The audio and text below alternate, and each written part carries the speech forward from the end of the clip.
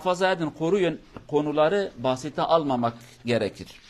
Çünkü toplumun önemli dengeleri bunların üzerinde. Bir mesela ilk sefer dedi ki namaz kılın. Allah diyor ki namazınızı kaçırmayın, muhafaza edin. Namaz kul ve Allah arasındaki olan bağlantıyı güçlendirmektir. Kişi namazı kıldığı zaman daha Allah'a yakın olur. Allah'a yakın olan bir insan kötülükten uzak, pislikten uzak, sıkıntılardan uzak, Allah'a yakın olur. Ondan sonra geçen hafta da Allah diyor ki sakın sakın zinaya yaklaşmayın. Yani bu da ahlak bakımındaki olan kritik bir nokta. Zinaya insan dikkat etmese, halal ve harama dikkat etmese, cinsel ilişkiye girdiği zaman Allah muhafaza, o da büyük bela ve musibetler. Kim kimin oğlu, kim kimin kızı, kim kimin annesi, artık pislik ve ahlaksızlık toplumda yaygın olduğu zaman o toplumu büyük felaketler bekler. Bugün de Cenab-ı Allah başka bir konu diyor ki muhafaza edin. Diyor ki yeminlerinize sahip çıkın, sözlerinize sahip çıkın. Verdiğiniz söz, ettiğiniz yemini bozmayın. Bu da toplumun ilişkileri bakımında önemli olan bir nokta. Yani bir insan güven verebilmesi için, insan insana güvenmesi için verdiği sözü tutmalı. Verdiğin sözü tutmadığın zaman insanlar nasıl sana güvenecek? Sen insanlara nasıl güven vereceksin? Biz bir lafı bir yerden bir yere götürürken, bir konu bir yere götürürken bu aramızdaki olan güvensizlik hakim olduğu zaman biz nasıl birbirlerimize güvenip de bir adım ileri gideceğiz? Haliyle ileri gidemeyiz. Ondan dolayı toplum arasında, insanlar arasındaki olan güvenin kaybolmaması için Cenab-ı Allah diyor ki ettiğiniz yeminlere sahip çıkın. وَحْفَظُوا اَيْمَانَكُمْ. Yemin etmektir, söz etmektir, verdiğin söze sahip çıkmaktır, sana verilen emaneti yerine getirmektir.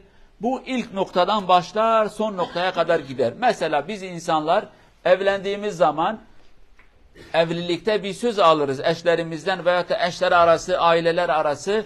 Ben bu kızın namusunu muhafaza edeceğim. Kız diyor ki ben bu adamın namusunu muhafaza edeceğim. Söz verdik ve buna dayanarak da biz hayatımızı birleştirdik. Peki güvenmesek, güvenimizi boşa çıkarsak, birbirlerimize sırtımızı versek.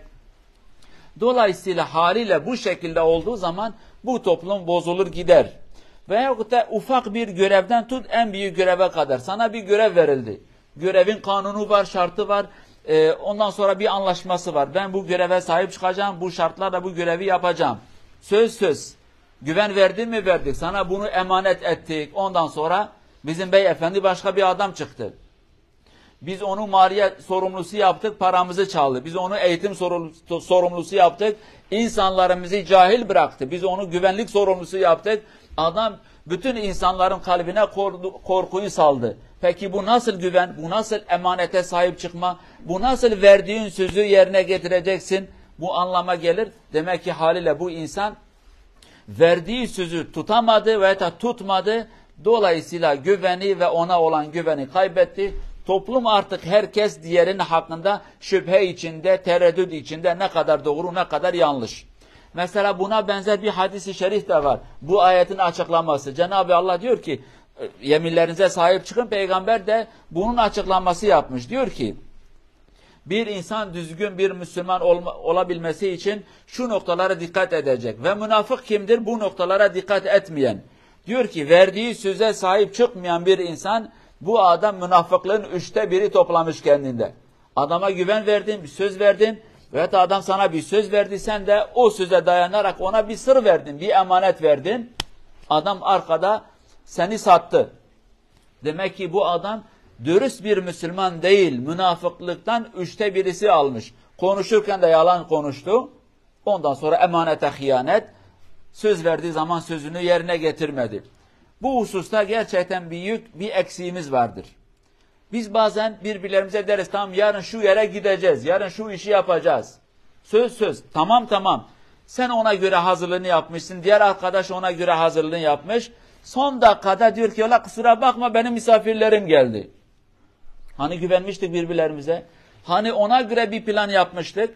Son dakikada senin misafirin geldi diye sen bu sözden mi vazgeçeceksin? Karşı tarafa güven vermeyecek misin? Millet sana güvenmeyecek mi? Dolayısıyla bu sebepten dolayı biz birçok şeyi kaybettik. Halbuki İslamiyet'te şöyle bir şey var. Söz verdin, sözünün arkasında duracaksın. Yani sözüne sahip çıkmasan kimse senin kafanı kesmez. Ama o değerini kaybedersin, o güveni kaybedersin. Bir insan bu dünyada güvenini kaybettiği zaman ölüm daha hayırlıdır o insana. Mesela bir mesele vardır. Biz bazen diyoruz ki ya bu insanlar niye bu kadar abartmış? Sahabeden birisi Peygamber'e diyor ki sallallahu aleyhi ve sellem ben oruç tutmak isterim. Çok güçlüyüm. Peygamber diyor ki ya çok güçlüysen ayın 3 günü oruç tut. Diyor ki gücüm daha fazladır. Peki diyor daha fazlaysa haftada 2 gün Perşembe ve Pazartesi oruç tut. Diyor daha fazla gücüm var. Biraz daha fazla bana izin ver. Daha fazla oruç tutacağım. Peygamber diyor ki çok ısrar ediyorsan bir gün tut, bir gün tutma. Bu da diyor ki tamam sana söz vereceğim, bir gün tutacağım, bir gün tutmayacağım. Peygambere verdiği sözden dolayı ve peygamber onu da uyarmış. Bak sen ağır bir şey seçiyorsun, belki uzun yaşayacaksın, yaşlanacaksın fakat bak bana verdiğin sözü unutmayacaksın. Ve adam onu fazla düşünmedi. Yani belki geç öleceğim, yaşlanacağım, zayıf olacağım bunu fazla düşünmeden Peygamber Efendimiz'e bir söz verdi. Fakat uzun yaşadı, yaşlandı, ihtiyar oldu. Ama Peygamber'e verdiği sözden dolayı orucunu yine tuttu. Bizim gibi değil. Biz değil ki Peygamber bazen Allah'a da verdiğimiz zaman hiç umurumuzda değil. Canımız istedi bunu yaptık. Ama bu insan Peygamber'e bir söz vermiş, bir güven vermiş. Tamam ya Resulallah artık ben bunu kabul ettim. Bir sözden dolayı yaşlandı yine orucunu tuttu. Fakat sürekli dizlerine vururdu. Keşke Peygamber'in sözünü de dinleseydim. Keşke bu kadar yükümü ağır etmeseydim. Ama iman bir tarafta Peygamber'e bir söz vermiş. Halbuki Peygamber vefat da etmişti. Peygamber hayatta da değildi. Ama Peygamber'e verdiği sözden dolayı bu insan bu ağır yükü omuzladı. Dedi ki sözüme sahip çıkmalıyım. Dolayısıyla bu noktada gerçekten önemli olan bir şey. Sözümüze sahip çıkmalıyız. Verdiğimiz söz, bize verilen söz ne ise, bize verilen bir görev, bir emanet, bir sır, bütün bunlar sözlerdir ve güven meselesidir. Bunlara sahip çıkmalıyız. Aksi takdirde toplumda güvensizlik hakim olacak. Kimse kimseye güvenmeyecek. Kimse kimseye sırtını vermeyecek. Kimse kimseye bir şey de istişare etmeyecek. Çünkü diyor ki belki beni sattın.